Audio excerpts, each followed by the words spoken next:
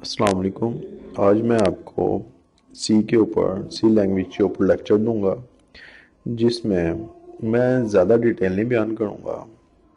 Mostly programme کے حوالے سے بیان کروں گا کہ پروگرام کیسے لکھا جاتا ہے اور اس میں کیا کیا چیزیں امپورٹنٹ ہوتی ہیں جو ہمیں پروگرام لکھتے ہوئے خیال کرنا ہے۔ زیادہ تر چیزیں آپ کو نیٹ پہ مل جائیں گی، اویلیبل ہوں گی۔ یہاں پہ میں نے چند پروگرام لکھے ہوئے ہیں۔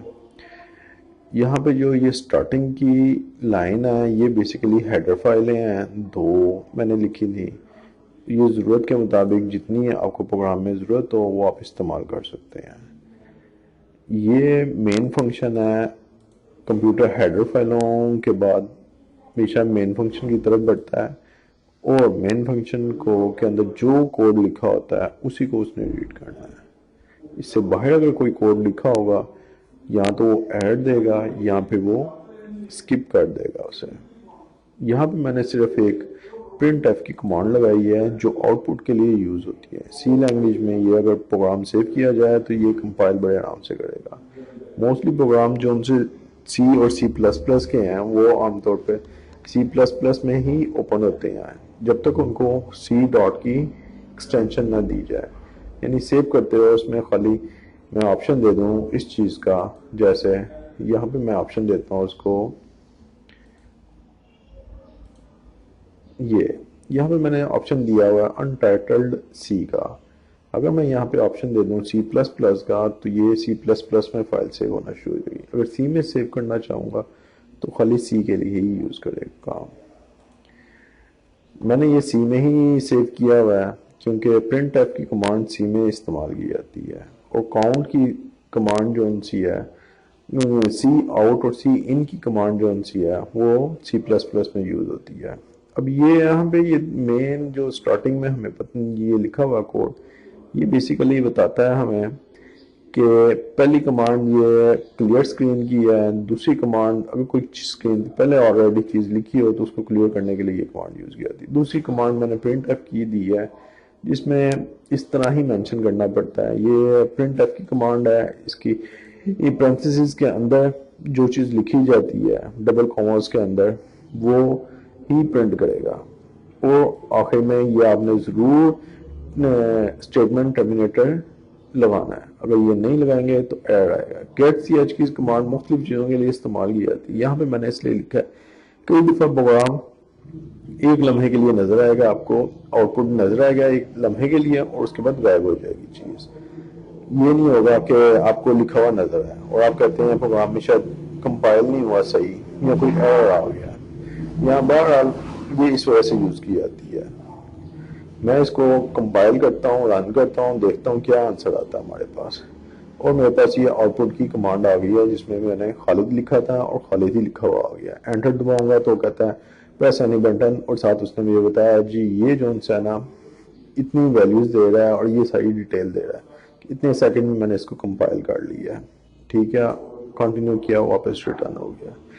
نیکسٹ کمانڈ کے اوپر جاتے ہیں۔ نیکسٹ جو میں نے بنایا ہوا ہے ایک، اس میں یہ چیزیں لکھی تھیں میں نے، اس میں بھی دو ہیڈر فائلیں تھیں، تیسری بھی لکھ دی تھی، یہ بتانے کے لیے کہ اگر آپ کو ضرورت ہو تو لکھ دو، نہیں تو نہ رہنے دو، بے شک اس کی اتنی کوئی خاص چیز نہیں ہے، لیکن امپورٹنٹ اس کی اس وقت ضرورت پڑتی ہے جب آپ نے مختلف کمانڈ دینی ہو تو اسی حساب سے وہ ہیڈر فائل سلیکٹ کرتا ہے۔ اگر وہ کمانڈ نہیں ملے گی تو آپ کو ہیڈر فائل بھی نہیں، ہیڈر فائل اگر آپ نے نہ دی تو کمانڈ بھی نہیں ایگزیکیوٹ ہوگی اور ایرر آ جائے گا ساتھ ہی۔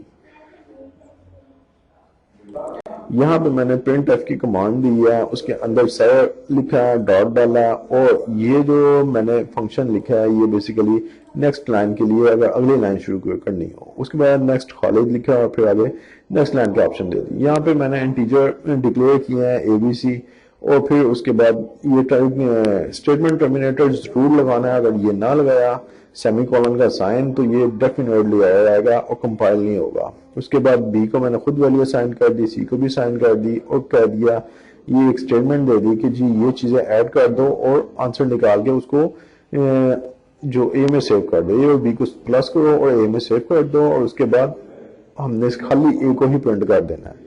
پرنٹ کرنے کے لیے ہمیں پتہ ہونا چاہیے جو فارمیٹ ہے وہ انٹیجر تھا، انٹیجر کا فارمیٹ ہے وہ ہم نے یہ پرسنٹیج ڈی کے ساتھ سمبلائز کیا ہوا ہے، اور اس کو मैंने खुद नेक्स्ट लाइन के साथ सम के ऑप्शन दिया है, अगर मैं यहाँ पे स्पेस डाल देता हूँ तो डेफिनेटली वहाँ पे स्पेस आ जाएगी, अगर स्पेस नहीं डालूंगा तो मेरे पास स्पेस नहीं आनी है।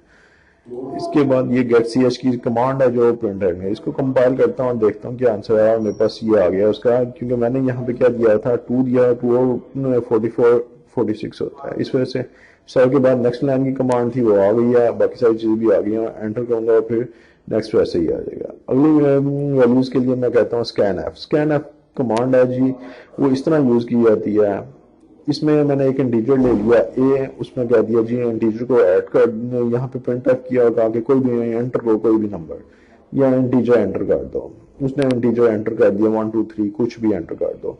उसके बाद मैंने कहा जी स्कैन एफ बेसिकली हमने क्या होता है रीड भी करता है, जो स्क्रीन पे लिखा होता है उसको स्टोर भी कर देता है, स्टोर किसमें करवाया, ए में ही स्टोर करवा दिया और फिर प्रिंट करवा दिया इसी को कि ए को ही प्रिंट करवा दिया, डिस्प्ले करवा दिया हमने कि स्क्रीन पे। ये रिटर्न की कमांड है, ये बेसिकली उसको फंक्शन को एंड करने के लिए आमतौर पर इस्तेमाल होती है।